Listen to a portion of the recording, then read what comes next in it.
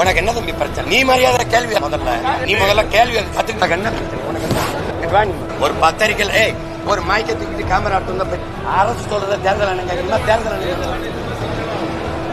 முதல்ல உனக்கு என்ன பிரச்சனை? நீ தொடக்கத்துல இருந்தே எவ்வளவு பிரச்சனை இருக்கு, தள்ளி வாங்க.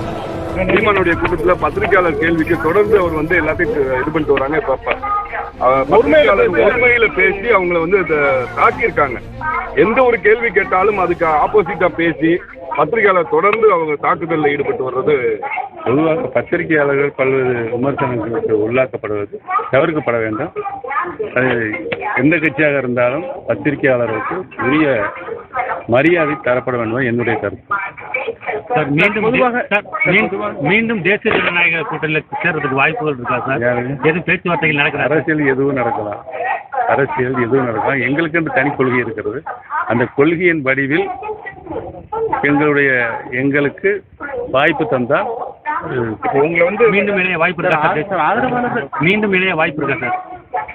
உறுதியாக இணைப்பு நடைபெறுவதற்குண்டான பூர்வாங்க அடிப்படை பணிகள் நடைபெற்றுக் கொண்டிருக்கிறது. Start reloading. It's a illusion. Oh yeah.